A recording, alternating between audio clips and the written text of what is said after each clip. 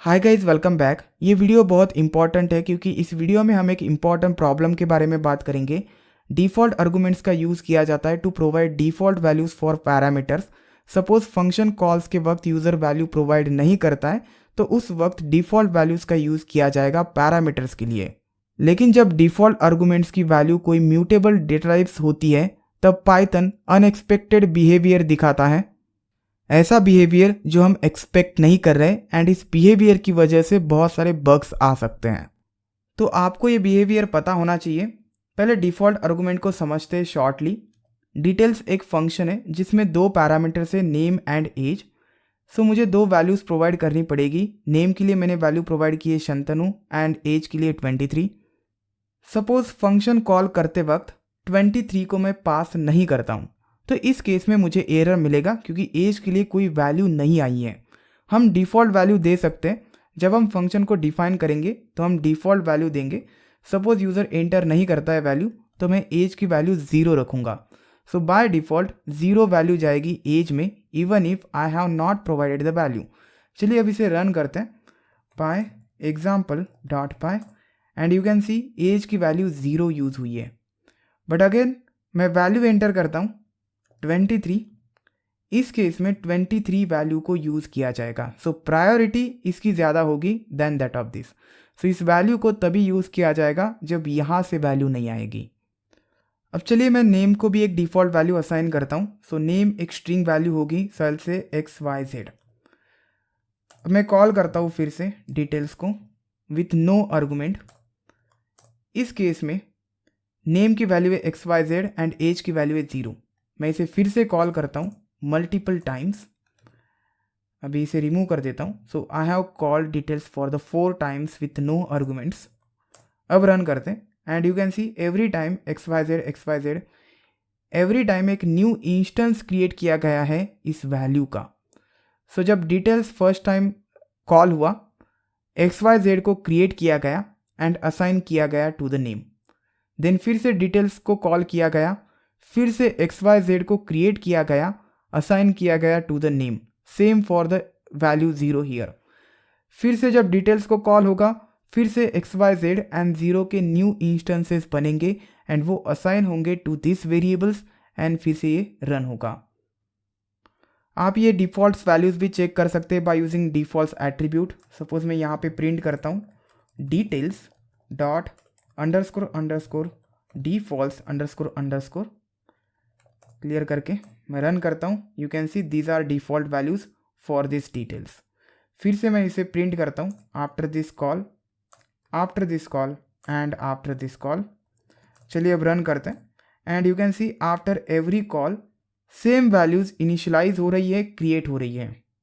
लेकिन ये हो रहा है इम्यूटेबल डेटा टाइप्स के साथ। You can see here string and integer, both are immutable data types. लेकिन सेम बिहेवियर हमें म्यूटेबल डेटा टाइप्स के लिए नहीं मिलेगा। एक स्मॉल चैलेंज आपके लिए, इस वीडियो को पॉज कीजिए एंड इस स्मॉल प्रोग्राम का आउटपुट कमेंट सेक्शन में बता दीजिए। यहाँ पे डिफ़ॉल्ट वैल्यू एक एम्प्टी लिस्ट है and list mutable data type होता है। पहले एक्सपेक्टेड बिहेवियर के बारे में बात करते हैं। सो हम एक्सपेक्ट कर रहे हैं कि लाइन नंबर 7 पे ऐड आइटम फंक्शन को जब कॉल होगा जय जाएगा नेम में। देन एम्प्लॉय डेटा के लिए कोई वैल्यू नहीं आई है, सो उसे डिफ़ॉल्ट वैल्यू मिलेगी which is empty list. Then ये कोड एग्जीक्यूट होगा।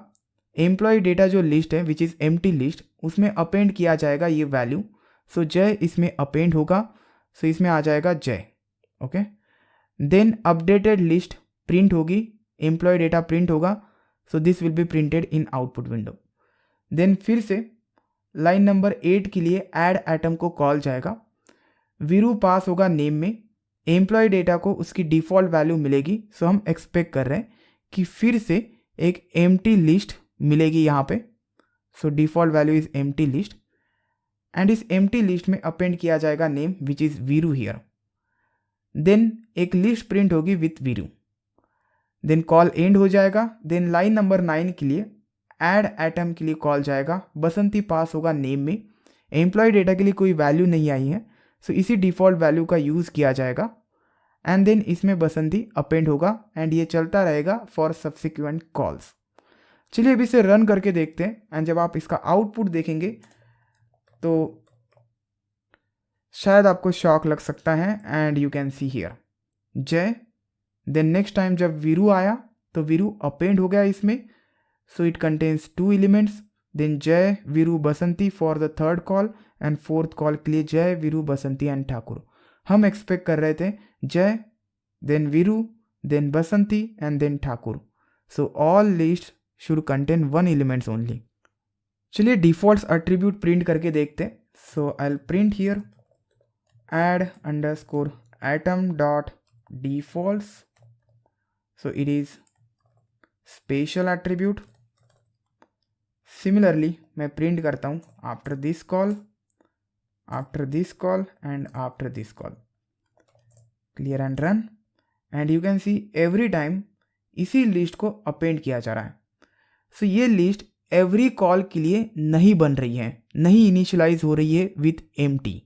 ऐसा इम्यूटेबल डेटा टाइप्स के साथ नहीं होता है। सो रिमेंबर, जब भी आप म्यूटेबल टाइप्स का यूज़ करते एज अ डिफ़ॉल्ट वैल्यू तो डिफ़ॉल्ट वैल्यू को सिर्फ फर्स्ट टाइम ही यूज़ किया जाता है फर्स्ट कॉल के लिए।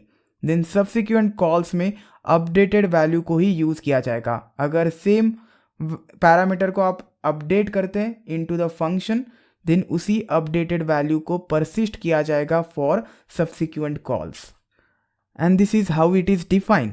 सो आपको पता होना चाहिए ये behaviour because this behaviour can lead to multiple bugs in your programme.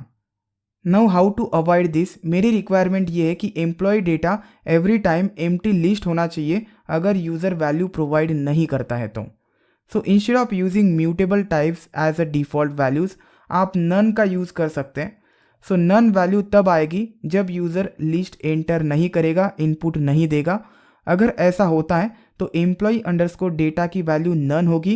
I will say here if employee underscore data is none. अगर नन होता है इट मीन्स यूज़र ने वैल्यू नहीं दी है, तो इस केस में हम एम्प्लॉय डेटा को रीअसाइन कर देंगे एम्प्टी लिस्ट, और अगर यूज़र लिस्ट प्रोवाइड करता है तो उसी लिस्ट में अपेंड किया जाएगा।